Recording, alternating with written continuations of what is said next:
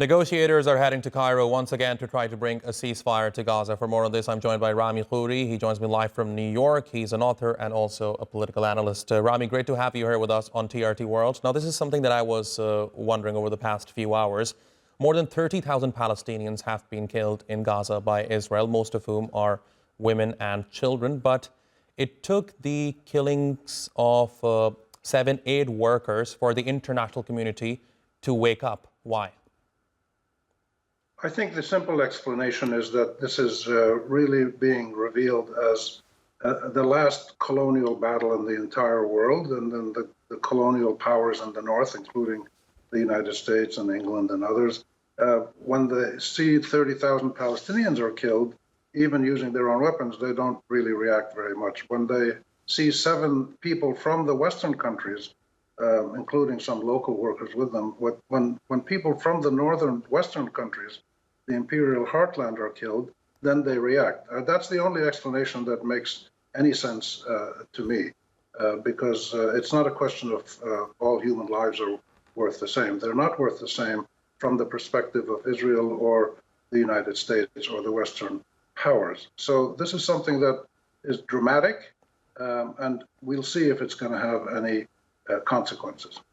And I think 6 months down the line, it's fair to say that for some Western leaders, it is true that, yes, not all human lives are the same. Like you pointed out, when someone from the West is killed in Gaza, we see an uproar, an outrage from the international community, from the Western world. But again, more than 30,000 Palestinians have been killed, most of whom are women and children. But there was sheer silence, complete silence from those leaders who are talking now. Now, coming to the negotiations that are going to take place in Cairo, certainly not the first time such a meeting is going to take place. But Rami, what do you think is different this time around?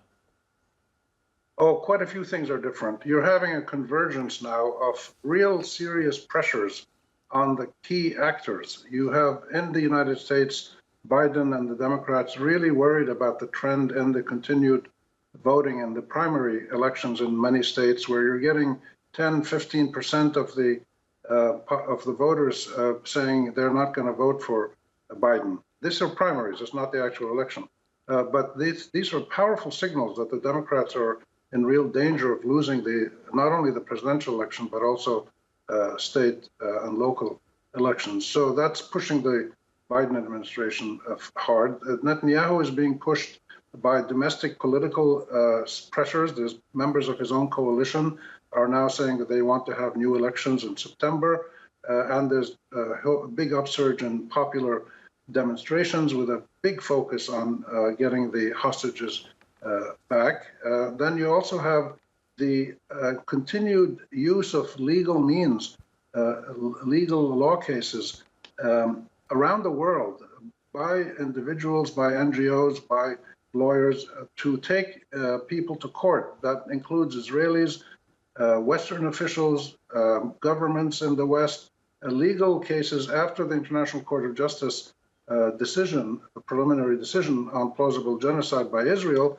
There's now a huge number of new cases pushing, for instance, the German government not to send arms to Israel. Other governments are being pressured in Canada and other places. So the legal mechanisms around the world are kicking in and really pressuring a lot of people who have supported Israel. And then finally, you have the question of popular outrage all over the world.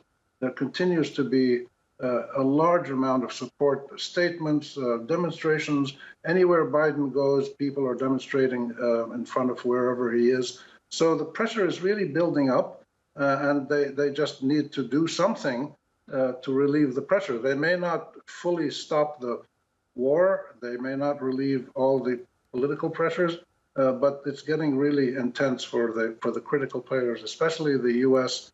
And Netanyahu. Now, Rami, let me ask you, you have closely followed the tragedy unfolding in Gaza over the past 6 months. So you have also analyzed truce efforts that have taken place over the past 6 months. So let me ask you, how confident are you that this meeting in Cairo would pave the way for a permanent ceasefire in Gaza? There's no confidence that that's going to happen, but the chances keep improving as pressure builds up on all the main actors.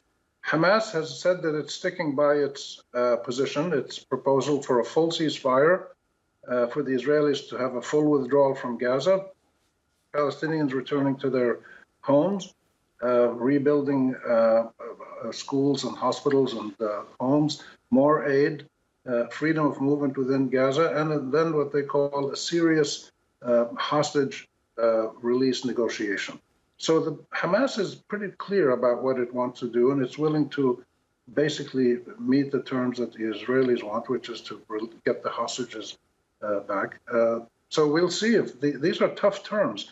The Israelis won't accept them right now, but that's what the negotiations are for. The negotiations are to find mechanisms by which both sides can move closer to each other to perhaps start meeting some of the demands of both sides, maybe an initial ceasefire, release of some hostages. More aid seems to be flowing into Gaza, it looks like, yesterday and today. We'll see if that continues. So you're likely to see a gradual phased mechanism to achieve the core goals of both sides.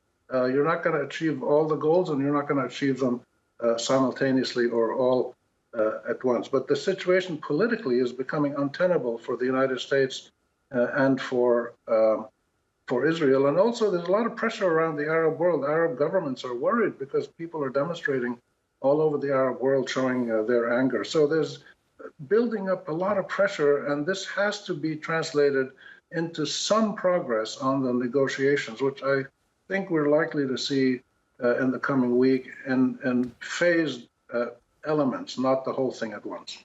Rami Khouri, thank you very much for talking to us here on TRT World. Really appreciate your taking out the time. Thank you.